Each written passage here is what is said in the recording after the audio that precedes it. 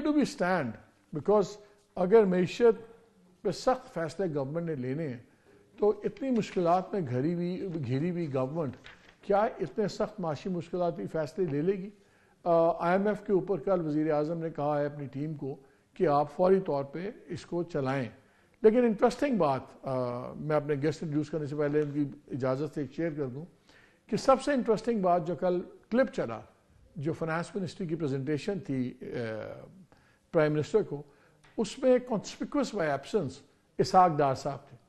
ہم نے آپ کو ایک خبر بڑا عرصے سے بریک کی ہوئی تھی کہ اسحاق صاحب کا معاملہ لٹک گیا ہے، اور پھر میں نے آپ سے خبر بریک کی تھی کہ وہ فورن منسٹر بننے کے اب خواہش مند ہیں، لیکن فورن منسٹری کے اوپر بھی ابھی تک کلیئرٹی نہیں آئی، اور اس پہ بھی ابھی تک پنڈی سے بھی کراس لگ رہا نظر آ رہا ہے اور کچھ اور حلقوں سے بھی کراس نظر آ رہا ہے. خود فورن منسٹری والے بڑے پریشان ہیں، لیکن اب دیکھتے ہیں کہ ان کو کہاں ایڈجسٹ کرتے ہیں. یہ نہ ہو کہ پتہ لگے اینڈ میں ایمبیسڈر چلے گئے ہیں امریکہ یا high commissioner U S A. لیکن کیا میں نے ان کے بارے میں کہا تھا ذرا سن لیجئے. پیپلز پارٹی نے نیگوسیشنز میں پہلے انہوں نے کہا کہ ہم لیں گے اگر ہم گورنمنٹ میں آتے ہیں، تو as expected P M L N نے کہا یہ تو ہو نہیں سکتا، سب سے امپورٹنٹ وہی ہے سارا ملبہ پڑھنا ہے. تو وہ وزیر اعظم کی جاب اور فائنانس منسٹری اور انٹیریئر یہ تین ہمارے پاس رہیں گی. تب اس میں یہ شرط لگائے گی کہ اچھا ٹھیک ہے اگر آپ نے ہمیں نہیں دینی تو پھر فائنانس منسٹر مشترکہ چوائس ہوگی، وہ آپ کی مرضی سے نہیں ہوگا. ان ادر ورڈز ڈار صاحب کی مخالفت ہو رہی ہے پیپلز پارٹی کی طرف سے بھی اور راولپنڈی کی طرف سے بھی. اب جو خبریں آ رہی ہیں نون لیگ کے اندر سے وہاں یہی ہے کہ جی فیصلہ ہو گیا ہے، ڈار صاحب وزیر خزانہ نہیں بن رہے. ایک ڈارک ہارس ہے سلمان احمد صاحب، یہ مکنزی پاکستان کے ہیڈ تھے، ایم آئی ٹی کے گریجویٹ ہیں، ہارورڈ میں کے بھی پڑھے لکھے آدمی ہیں، ویری کمپٹنٹ پرسن. شہباز صاحب بڑا ان کو ہائیلی ریٹ کرتے ہیں. تو اب بات سن رہے ہیں جو اس وقت کہ شاید اورنگزیب صاحب اور سلمان احمد کے درمیان میں ہو، ڈار صاحب وزیر خزانہ نہیں بن رہے اور پرائیویٹ سیکٹر سے وزیر خزانہ لایا جائے گا جو فیڈرل منسٹر ہوں گے. اتنے بڑے بڑے فیصلے ہو رہے ہیں کہ ایون جو کل تک گیون تھا کہ جی اسحاق ڈار صاحب فائنانس منسٹر ہوں گے، ان پہ بھی بہت بڑا کوشچن مارک ہے کہ ان کی وجہ سے اگر فائنینشیل ایکویژن خراب ہوتی ہے ایس آئی ایف سی اور دوسری معاملات میں تو فائنانس منسٹر بھی ان کو نہ لگایا جائے. آپ سے خبر بھی شیئر کروں گا کہ جب آئی ایم ایف والا سارا سین ہوا اور تمام بات چیت بریک ڈاؤن ہوئی تو اس وقت اسحاق ڈار صاحب نے بھی اس وقت وزیر اعظم شہباز شریف کو کہا تھا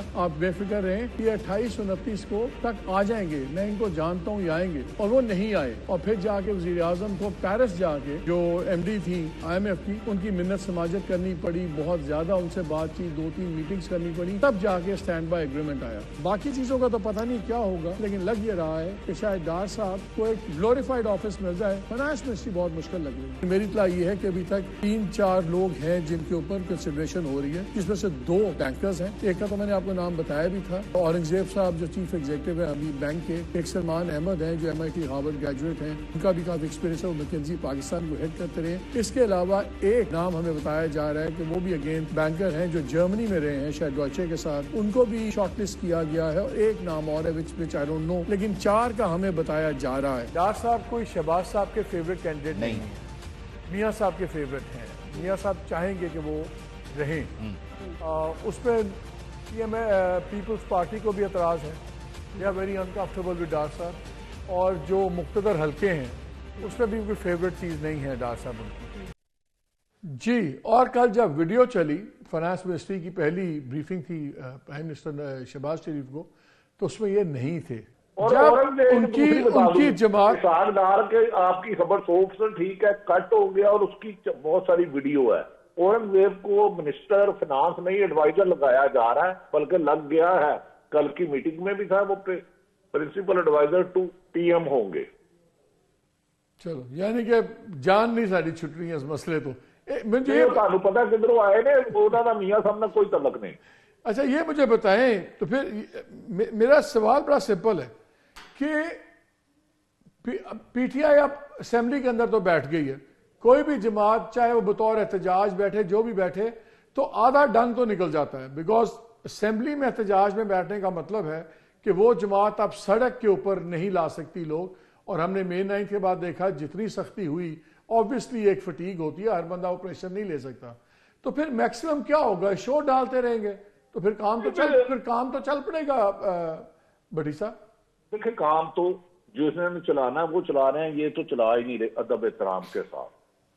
تو اسمبلی میں شور شرابے سے کرسیاں چلیں کتابیں چلیں کبھی حکومتیں نہیں چاہتی، حکومتیں جاتی ہیں گورنمنٹ کے جانے سے. تو میرے خیال میں اسے زبردستی کھینچا جائے گا. اس گاڑی میں شکت ہی نہیں ہے، پیٹرول بھی نہیں ہے، چلنے کی انجن بھی نہیں ہے، لیکن چلانے کا عہد کر لیا ہوا ہے. تو میری نظر میں یہ زبردستی چلائی جائے گی. تحریک انصاف کو کوئی مارجن نہیں دیا جائے گا 1% بھی. جس طرح آپ دیکھ رہے ہیں کہ اس ملک میں کبھی فیس بک بند، کبھی ٹویٹر بند، کبھی ایکس بند. تو اس موجودہ جو ڈمی حکومت لائی ہے انہیں چلانے کی ہر ممکن کوشش کی جائے گی، چاہے کسی ایک صوبے میں آئندہ تقریباً اپریل کے اینڈ یا مئی میں گورنر راج کیوں نہ لگوانا پڑے.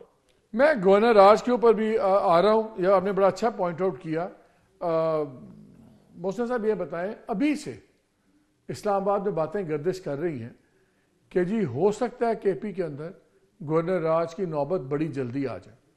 اگر خدا نہ خواستہ گورنر راج لگتا ہے کے پی میں، اوورال پالیٹکس میں اس کا کوئی فرق پڑے گا کہ یہ ایک آئزولیٹڈ انسیڈنٹ ہوگا؟ بیکاز بڑا ریسٹو پروونس ہے ابھی. جو جتنا جوش جذبہ پی ایم نیشنل اسمبلی میں سارے ایم این اے موسٹلی وہیں سے. اور میں 2-3 دوستوں سے بات کر رہا تھا پی ٹی آئی کے جو پنجاب سے ہیں، وہ کہتے ہیں سانو تے آپ ڈر لگتا ہے نا کہ لوگ اینے ڈاڈے نے. سو کیا وہ ایک پروونشل ایشو رہ کے وہاں رک جائے گا کہ اس کا بھی خطرہ ہے اسپل اوور ہونے کا؟ دیکھیں ان کی جو سٹیٹمنٹ ہے گنڈا پور صاحب کی سوشل میڈیا پہ ادھر ادھر جو وہ گفتگو کر رہے ہیں وہ اس عہدے کے مناسبت سے نہیں ہونی چاہیے. اب وہ مین سٹریم ایک عہدے کے ایک صوبے کے سربراہ ہیں، اور جہاں تک گورنر راج ہے میں سمجھتا ہوں نہیں لگانا چاہیے. اس کو پولیٹیکلی ہینڈل کرنا چاہیے، اور پولیٹیکل جو چیزیں ہیں وہ صرف پالیٹکس سے حل ہو سکتی ہیں. گورنر راج لگا دیں، پکڑ لیں، کر لیں. اگر یہ سوچ ہو، چاہے وہ شخص کی ہو، ادارے کی ہو، کسی کی ہو، کہ یہ بندہ ملک کے لیے ٹھیک نہیں ہے، نہیں چل سکتا، یہ بلیف ہے، اس کو کیسے بدلیں گے؟ اچھا یہ دیکھیں، یہ اوپینین بیسڈ ہوتا ہے، پرسنالٹی پہ ڈپینڈ کرتا ہے کہ ایک بندہ اچھا ہی نہیں لگتا، اس کی 100 ریزننگ آپ کر لیجئے. لیکن میں یہ سمجھتا ہوں کہ یہ جو غداری والا اور یہ کہ جی یہ ملک کے لیے ٹھیک نہیں ہے اور صرف میں ہی ٹھیک ہوں، یہ سوچ بھی بدلنی پڑے گی. ملک سب کا ہے. ناظرین، یہ گراؤنڈ ریالٹی یہ ہے کہ 2 پاورفل کلیشز ہیں، اور وہی بات ہے کہ ویب انیشیٹو ہے. میرا خیال ہے گورنمنٹ کے ہاتھ میں ہمیشہ انیشیٹو ہوتا ہے، اور اگر مئی 9 ہے، مئی 9 ایک ایسی چیز ہے جس میں کوئی بھی کمپرومائز نہیں کرنا چاہتا. میں نہیں چاہتا جنہوں نے شہداء کے بے حرمتی کیا ان کو سزائیں نہ ملیں، جنہوں نے ریڈ لائنز کراس کی ہیں. لیکن بہت سے ایسے لوگ بھی ہیں جو اس ڈریگ نیٹ میں آگے میں، خواتین بھی ہیں، 8 ماہ ہو گئے. اگر بیلز ہوتی بھی ہیں تو کوئی کہیں نہیں جا رہا. لیکن ایک سی بی ایم بھی ہو سکتا ہے، کچھ کہیں نہ کہیں سے کسی کو کچھ نہ کچھ لچک دکھانی ہوگی. بیکاز میں ہمیشہ کہتا ہوں ربر بینڈ ہوتا ہے، آپ جتنا مرضی کھینچیں کھنچتا جاتا ہے، ایک پوائنٹ آتا ہے ربر بینڈ ٹوٹ جاتا ہے کوئکلی. ادارے کے لیے بھی ضروری ہے کہ اگر یہ ان کو عام معافی دے دیں، ادارے کی کریڈیبلٹی بڑھے گی. بڑے فیصلے کرنے ہوں گے، اس کے لیے بڑے لوگ چاہیے. دیکھنا یہ ہے کہ کیا ہمارے ملک کے جو لیڈران ہیں، چاہے وہ فوجی ہیں چاہے وہ سول ہیں، کیا وہ اتنے بڑے ہیں کہ اپنی ذات سے بڑے فیصلے کر پائیں ملک کی خاطر؟